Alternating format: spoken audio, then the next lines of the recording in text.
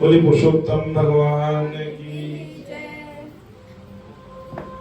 अब यहाँ पर हमने कल सुना कि भगवान के आशीर्वाद से उनका पुत्र जीवित हो गया। फिर सूत जी ने कहा कि हे तपस्वी, इस प्रकार कहते हुए पुरातन ऋषि नारायण से देवर्षि नारद जी ने सुमधुर वचनों से प्रसन्न होकर पूछा कि तपोनिधि सुदेव ब्राह्मण को प्रसन्न भगवान ने क्या उत्तर दिया है, क्योंकि सुदेव ने बोला कि प्रभु आपने बड़ा आशीर्वाद, बड़ी कृपा करी है कि मेरा पुत्र जीवित कर दिया। आप कृपा करके बतलाइए ऐसा कैसे हो गया। अब नारायण भगवान बोले कि हे महात्मा सुदेव, तुमने 1 मास तक अपने पुत्र को गले से लगाकर रोते रहे, क्योंकि उनका पुत्र मर गया था ना। वो जो मास था वो पुरुषोत्तम मास था। पुरुषोत्तम मास की महिमा हम लोग सुन रहे हैं कि पुरुषोत्तम मास में 1 मास तक उसने अपने गले से, बेटे को गले से लगाकर रोता रहा और पूरा पुरुषोत्तम मास बीत गया। तो जैसे जहर जान के खाओ और अनजाने में खाओ, असर वही करेगी। आग को जान के छीयो या अनजाने में छीयो, जल जाओगे। तो आप सोचो भगवान पुरुषोत्तम कितनी करुणानिधि है कि वो रो तो रहा था अपने पुत्र के लिए, उसके चक्कर में वो उपास रह गया 1 माह, उसने कुछ खाया पिया नहीं, तो पुत्र के मोह में रो रहा था बस।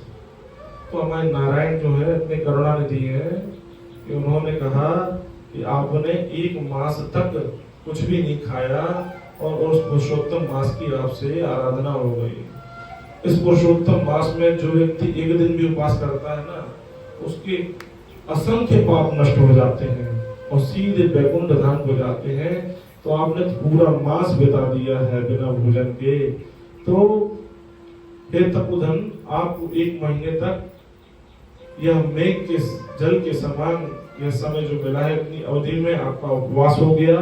शोक रूपी सागर में डूबे रहने के कारण आप में चेतना शक्ति, कोई विषयाक्ति नहीं रही, कोई विषय का भोगों का आपको ध्यान नहीं रहा और आपसे पुरुषोत्तम मास की सेवा हो गई है। इसीलिए मैंने आपके पुत्र को जीवित किया है। तब ब्रह्मा जी ये देख रहे थे। ब्रह्मा जी ने तुरंत ही एक तराजू बुलाया, बोला देखो कौन से मास का फल अधिक है। सारे मास एक तरफ रखे और पुरुषोत्तम मास को एक तरफ रखा। पुरुषोत्तम मास का पलड़ा भारी था और सारे मास एक तरफ उड़ गए। ब्रह्मा जी भी मान गए कि पुरुषोत्तम मास की अनंत महिमा। बोले पुरुषोत्तम भगवान की जय। इसके बाद सुदेव शर्मा पुरुषोत्तम मास की स्तुति करते हुए आदर सहित बोलने लगे, भगवान विष्णु की पूजन करने लगे और कर्म मार्ग में होते हुए फलों में कामना का परित्याग करते हुए भक्ति मार्ग में चलने लगे। यह पुरुषोत्तम मास समस्त दुखों को नष्ट करने वाला है, सर्वश्रेष्ठ मास है।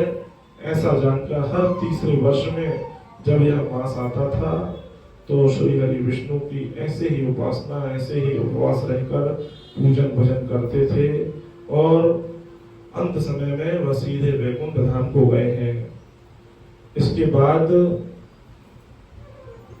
इस मास में अवश्य रूप से भजन, दान, पूजन, संकीर्तन ये सब करना चाहिए। दान का विशेष महत्व बताया गया है। इसमें कोई भी दान आप करते हैं तो 1000 गुना इसका फल मिलता है। इस तरह वाल्मीकि ऋषि ने पूर्व जन्म की यह घटना राजा तृणधन्वा को बताई और कहा कि हे राजन, पूर्व जन्म की जो आपकी पत्नी गौतमी थी वह आपकी पटरानी है। मुझसे आपने जितने भी प्रश्न किए मैंने उनका उत्तर दे दिया है। और जो सुखदेव नाम से जो आपका पुत्र था वह ही तोता बनकर उस वृक्ष के ऊपर आया था और आपको बोला था आत्मचिंतन का बोध करो, आत्म तत्व का बोध करो, चिंतन करो, आत्म तत्व क्या है। तो यह आपको बार बार बताने के लिए तोता ही आपके पास आकर यह बोल गया है। इस प्रकार द्रौधन्वा ने जब यह पूरा व्याख्यान सुना तब वाल्मीकि ऋषि कहने लगे कि अब मैं सरयू स्नान को जा रहा हूं। ऐसा कहने के पर श्री हरि नारायण ने कहा कि इस प्रकार बहुत काल तक उस विख्यात यशस्वी महाराज द्रौधनवा के पूर्व जन्म का उपाख्यान कहकर महर्षि वाल्मीकि अनुनय विनय कर अगणित पुण्यशाली राज राजेश्वर सम्राट मुनि को प्रणाम करके कुछ बोले। तब जब वाल्मीकि ऋषि जाने लगे तो द्रौधनवा ने कुछ प्रश्न और किए हैं, यह हम कल के अध्याय में पढ़ेंगे।